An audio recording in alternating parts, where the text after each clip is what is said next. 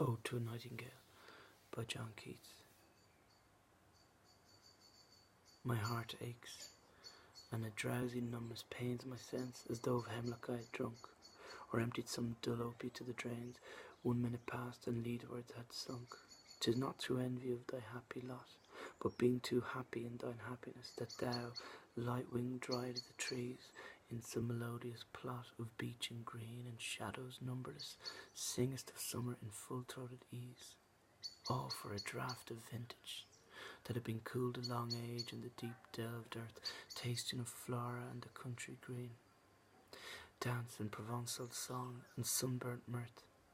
Oh, for a beaker full of the warm south, full of the true, the blushful Hippocrene, with beaded bubbles winking at the brim and purple-stained mouth, that I might drink and leave the world unseen, and with thee fade away into the forest dim, fade far away, dissolve, and quite forget what thou among the leaves hast never known.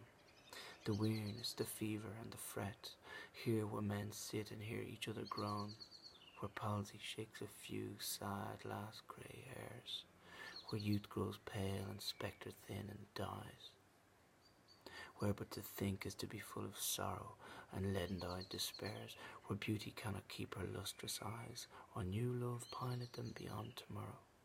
Away, away, for I will fly to thee, not charioted by Bacchus and his bards, but on the viewless wings of poesy, though the dull brain perplexes and retards, already with thee. Tender is the night, and haply the queen moon is on her throne, clustered around by all her starry fays, but here there is no light, save what from heaven is with the breezes blown, through verdurous glooms and winding mossy ways. I cannot see what flowers are at my feet, nor what soft incense hangs upon the boughs, but in embalmed darkness guess each sweet wherewith the seasonable month endows the grass, the thicket, and the fruit tree wild, white hawthorn, and the pastoral eglantine, fast fading violets covered up in leaves, and mid May's eldest child, the coming musk-rose, full of dewy wine, the murmurous haunt of flies and summer eves. Darkling, I listen, and for many a time I have been half in love with easeful death, called him soft names in many a mused rhyme, to take into the air my quiet breath.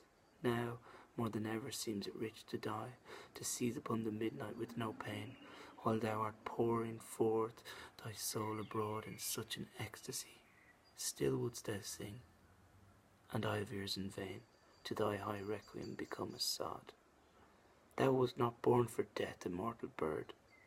No hungry generations tread thee down. The voice I hear this passing night was heard in ancient days by emperor and clown.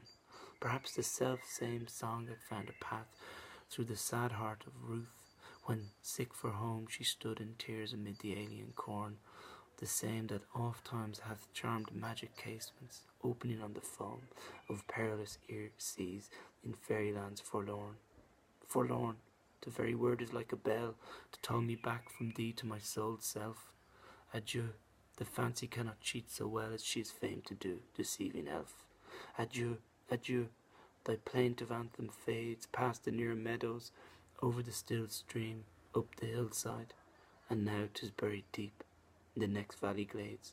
Was it a vision, or a waking dream? Fled is that music.